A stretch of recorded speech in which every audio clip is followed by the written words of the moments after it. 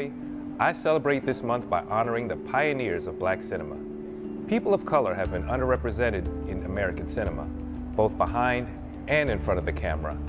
However, trailblazing filmmakers such as Spike Lee, Issa Rae, and John Singleton have told stories seeking to change that. I celebrate Black History Month by honoring those who came before me by being a leader in my field and outreaching to youth. I'm very passionate about educating people of all ages, but especially youth, about how to prepare for their natural hazards. For Black History Month, I usually like to do quiet time to think and reflect on the achievements of the past. I would like to celebrate Black History Month by reflecting on the good work we're doing here at Department of Commerce, in particular, working to support economically disadvantaged individuals. The way I celebrate Black History Month is through building brotherhood and sisterhood, through education and community. I like to share with people that I feel that Black history is American history.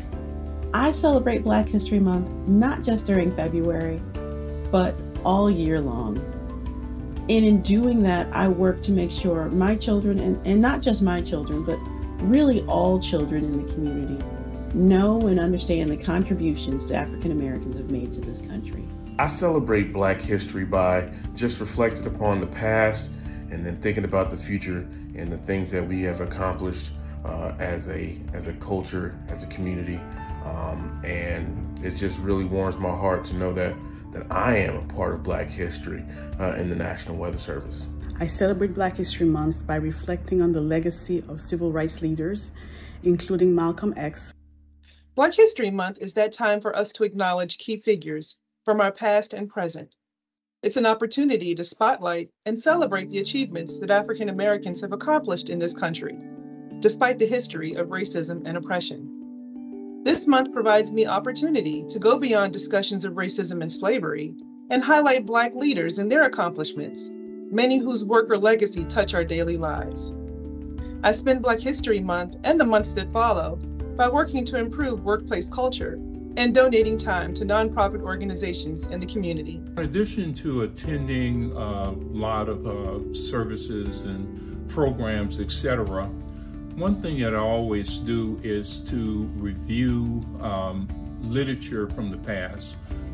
Writers such as James Baldwin, Langston Hughes, writers such as Kunti Cullen. But one thing I also do, this is a book about the plantation that I grew up on. And it's about the family, the Duren Barrow family that owned this plantation since 1775. And my family has a history. My grandfather was a butler on that plantation for 50 years. My father was a butler, field hand for 50 years. My mother was a maid, and my grandmother was a maid. So I always revisit this book. Their names are in this book, their pictures are in this book, because we stand on the shoulders of giants. And so that therefore we don't want to ever not thank them for the sacrifices they made and to have gratitude in that space.